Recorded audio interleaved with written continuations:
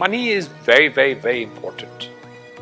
But if money is the only thing that you look at, you can never be great.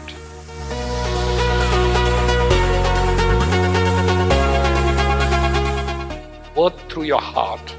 Your mind only should give you a direction, like a compass is.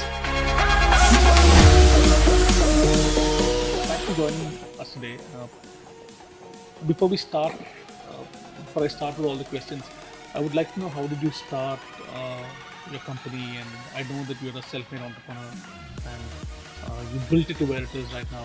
Could you tell us a story about how you built your company? Well, I come from a professional family. My father's been a very illustrious doctor, an ENT surgeon, Padma Bhushan, Dhanvantri, etc.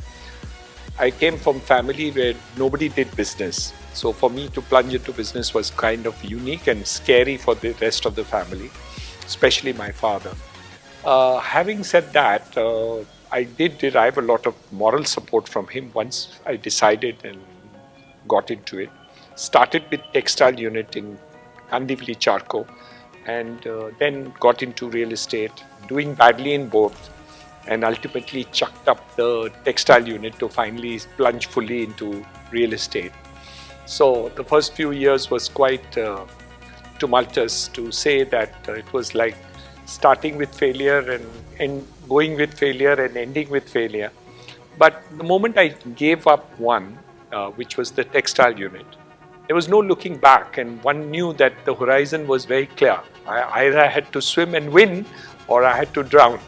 So I think I swam, and that's the end of the story in terms of moving into the real estate as a business. And the interesting part, of course, has been that the decision making was very strange. The strangeness of the decision was that I couldn't decide which one to chuck up, whether textiles or real estate. And I got a notice from the union asking for 100% increase in wages in the textile unit. So that was a kind of a call that happened, that between the two businesses, I realized that somebody above signaled to me that you give up the textile units, which we did. We sold it off, and then there was no looking back, moved forward, and it's been beautiful since. No, thanks for that, because I share a very similar background to yours. My dad is a doctor. So when I decided to invest into Hurun, and when I took it to India, and I'm also finding a couple of other companies now.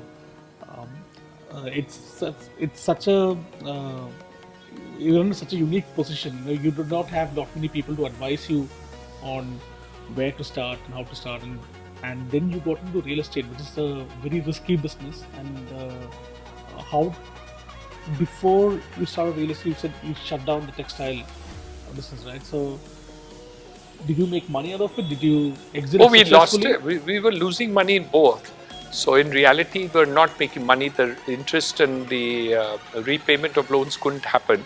So in reality, I had to chuck up one because they were not doing well. And as I said, I didn't know which one to chuck up.